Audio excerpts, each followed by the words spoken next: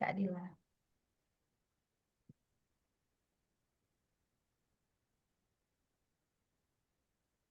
Okay, thank you for the opportunity. Assalamualaikum warahmatullahi wabarakatuh. And good morning, everyone.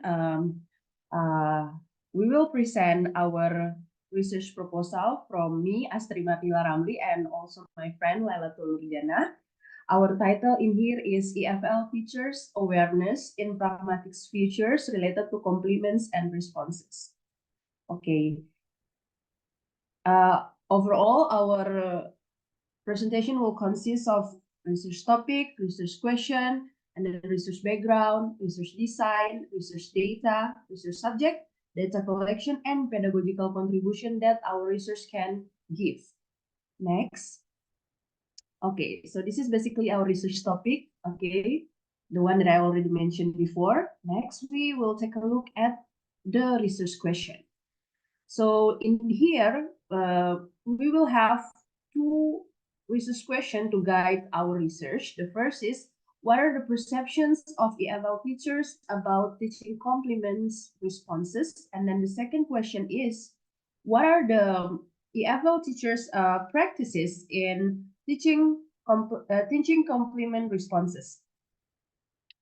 Okay, so you already saw our research question, but then wondering why we make this research. What is the background? Okay, so let's take a look. So for the first one, complement responses as one of the features in pragmatic is actually very different according to which culture and context the speaker will use the complement. Okay, and then basically, effective communication related to complements will depend on how the students will use them appropriately. And then complement as one of the feature in speech act will always appear in our daily communication. I mean, it's very frequent, right? And then despite the importance of including this particular pragmatic feature in language teaching, there are very limited studies that examine teachers' awareness in teaching complement responses. To the best of our knowledge, after we did several review of previous research studies, we found that most of the previous research studies actually just focusing on investigating, yes, pragmatic awareness, but just in a general site, which is, as you can see, we provide several mention to the previous study conducted by Kormas, Karatape, and then these studies happen in the recent years, right? Just last year, and then in 2022, 2020, but then they are only in the surface of pragmatic awareness. Meanwhile, there are one studies that actually investigate on pragmatic awareness on specific features, but then it is on speech act about requests. Okay, so therefore, we think that the study will fill in the gap by investigating how EFL teachers' awareness in teaching complement response goes beyond just showing appreciation when, for example, in typical classroom, every time they teach complement, okay, just say thank you, and then is it happen like that in real life? Well, it is actually not. Okay, in the next slide. Nah, this is actually our theoretical framework. So this research is inspired by group 3 presentation in the classroom. When they present about classroom observation and teaching demonstration, they explain about kinds of complement responses which proposed by Ishihara and Cohen in 2010, and then this become our theoretical framework as well for this research. We would like to see whether the complement responses that teachers teach in the classroom, is it only in the surface level, such as showing appreciation, or is it goes beyond agreeing, downgrading, questioning, commenting on history, shifting credit, and also returning the compliment? Because this kind of compliment responses are not just, again, like what I previously told, it's not just expression, but it is bound to our culture as an Indonesian as well. For example, Indonesian people, instead of receiving compliments, sometimes we instead of just agreeing with the compliment that we receive, sometimes we're downgrading the compliment or questioning the compliment. Or even shifting credit for the compliments. So that it's interesting how Indonesian teacher will play this kind of compliment responses in their teaching practices. And then next is the research background again. Okay, I'm so sorry. Okay, now we continue to the research design. Okay, so we will use a mixed method design, combining survey and interview data. And then the design will be explanatory sequential mixed method design. So we'll get the survey data first, and then after we get the survey data, we will use it as the baseline to plan our next step of the research, which is interview the participants. Okay. And then, yes, basically we will have two data. The first is survey, and then the second is interview. In the survey, we will have open-ended and also closed-ended question. And we will use, for the closed-ended question, we will use the scale, which is 1 until 4, with range from strongly agree to strongly disagree. Later on, in Laila's part, Laila will explain more about this, and we will have some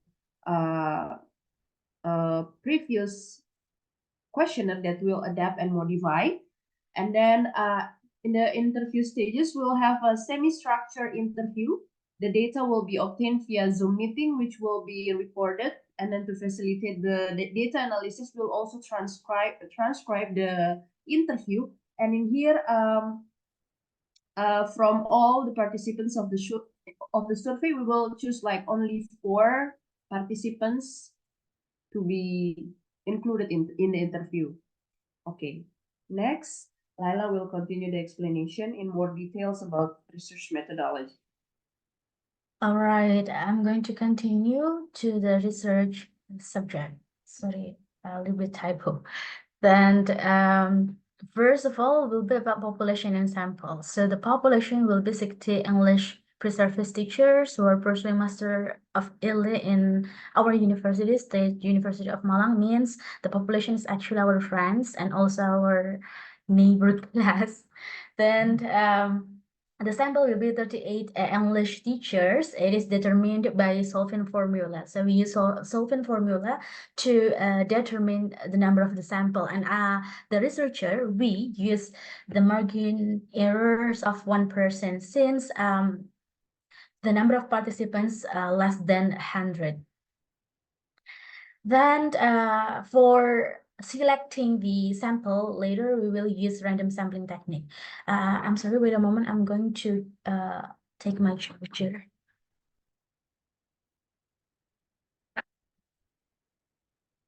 Okay.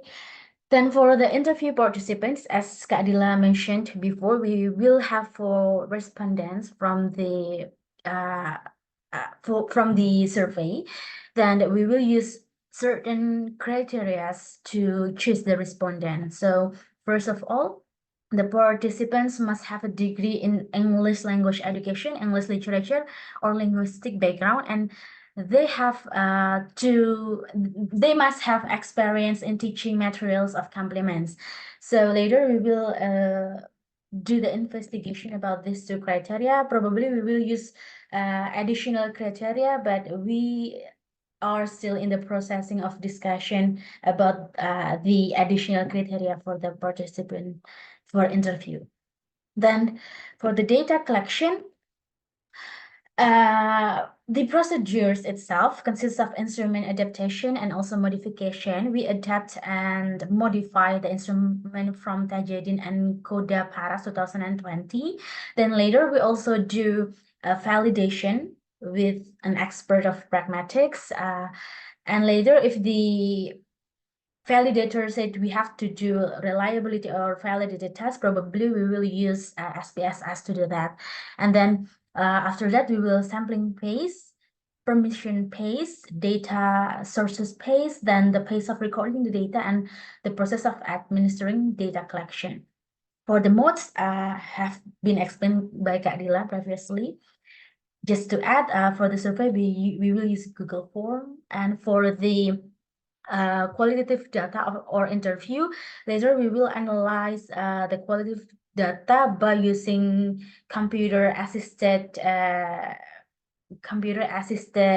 tool to do the analysis, or we call it as ChatDesk, and also using NVivo. Later for the application, we consider to use MacDesk or Delft tools, but we still consider which one to use because one of them is not free, so we will do more consideration about that. For the qualitative data, we will use the SPSS. After that, for the pedagogical contribution, we have to contribution for this mini research. First of all, the practical contribution. This research will be useful to increase teacher awareness of the importance of teaching pragmatic features such as complement responses in our context. Because when we do the exploration to the teachers, of course, they will be aware of the complement of responses. And then the second one, the finding of this research can also provide insight into how effectively teach complement responses in the EFL classroom. And theoretically, since this research based on a particular gaps, so it will be an evidence-based information for teaching and practice in the field of EFL education. Then if this study is not conducted, there will be two things that probably happen. First, teachers' awareness of the importance of teaching the diverse complement responses may remain low, and then the students will continue to experience a lack of understanding of how to give complement responses appropriately in cross-cultural communication situation. So that's our proposal, and this is the references part. Thank you, and now we are open for suggestions or questions.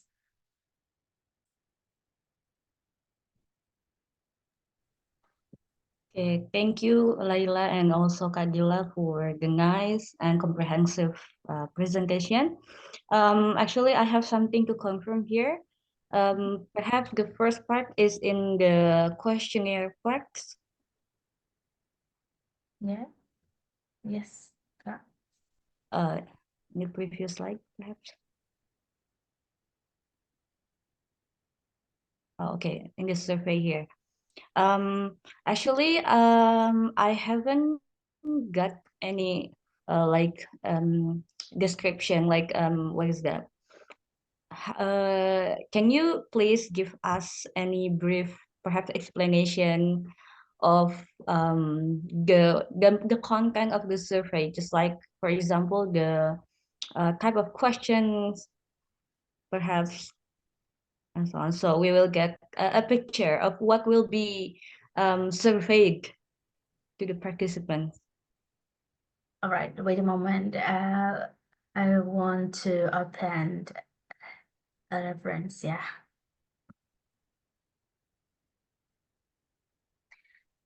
So simply put, we will follow the theoretical framework later by asking whether they are aware with these types of complement responses. I mean, whether the teacher aware of this type of complement responses or not. So we will explore each of the points to the participants or respondents.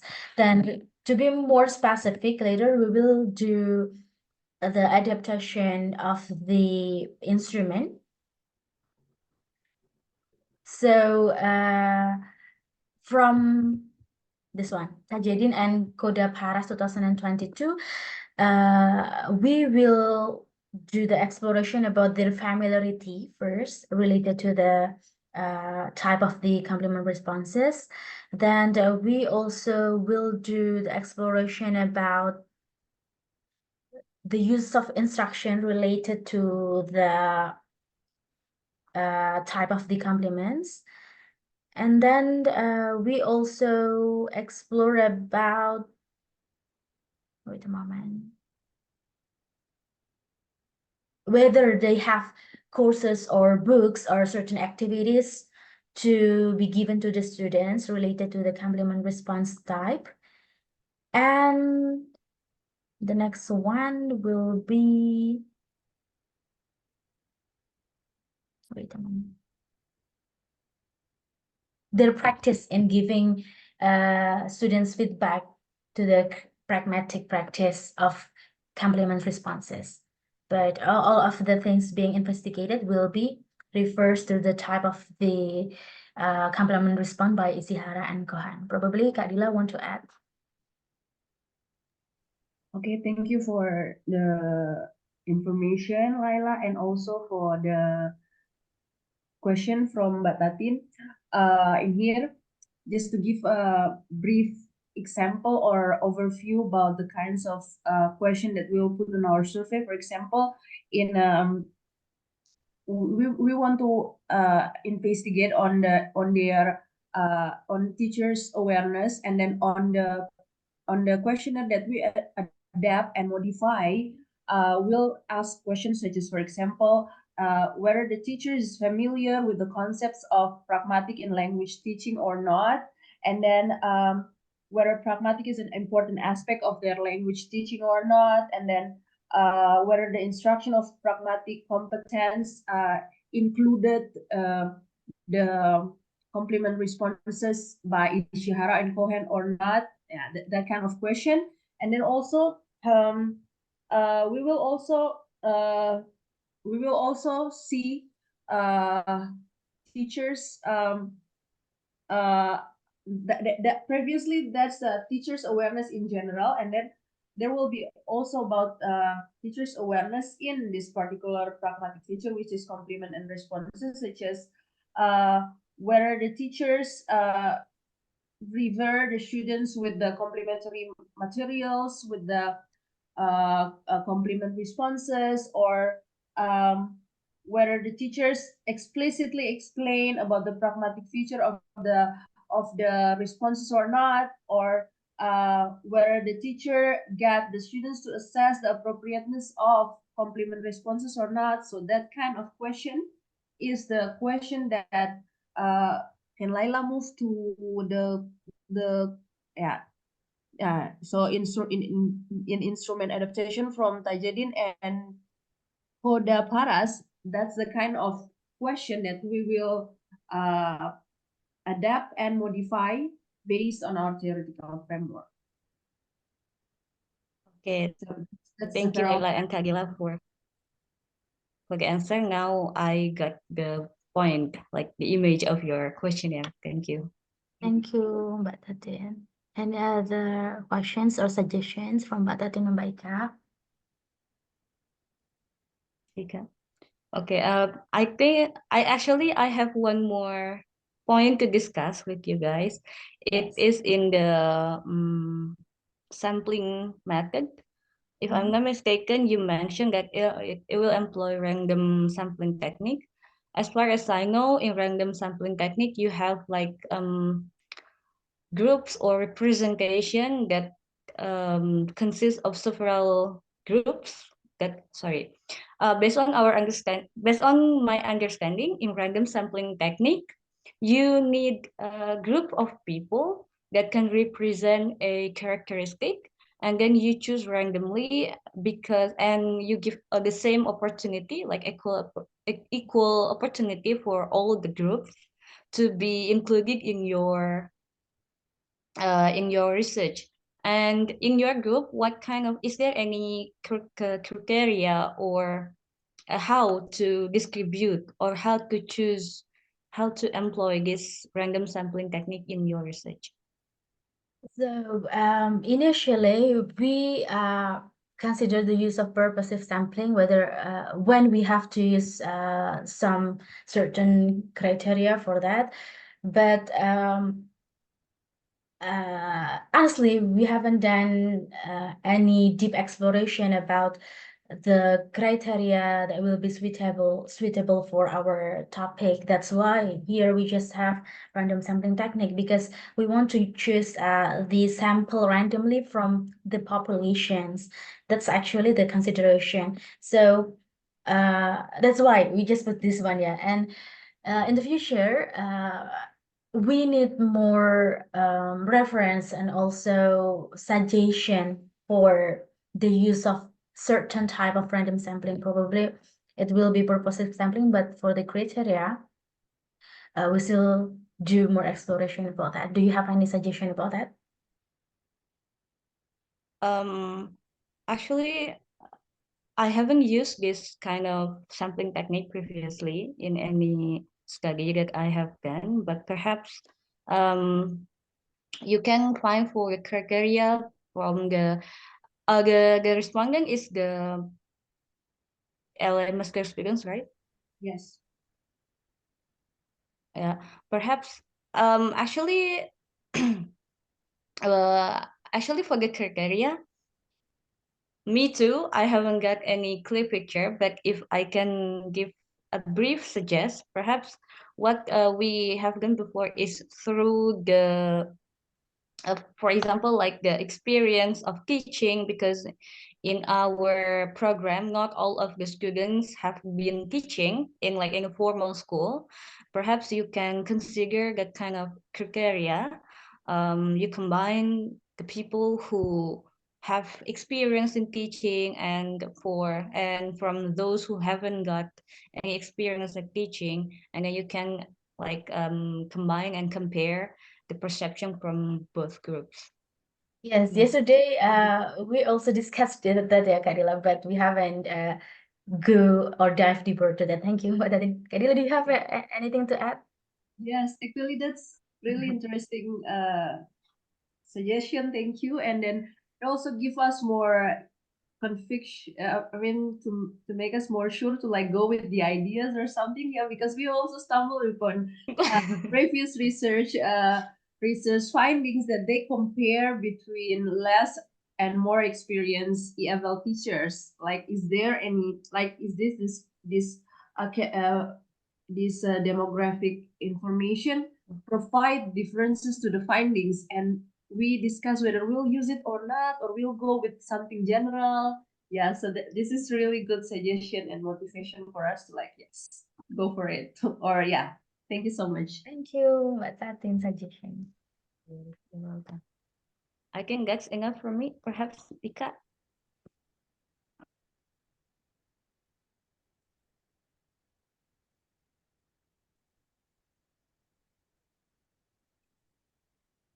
Sorry, Mbak Ika, you are not audible. There's no for me. So yeah. Kedengeran nggak? Yes. Yes. All right. Thank you, Mbak Ika. So if there is nothing to discuss more, I think I will end our presentation for our research proposal. Thank you for the suggestion and also questions. Good luck for us and for you. And see you in the next opportunity. Thank you. Wassalamualaikum warahmatullahi wabarakatuh. Waalaikumsalam warahmatullahi wabarakatuh.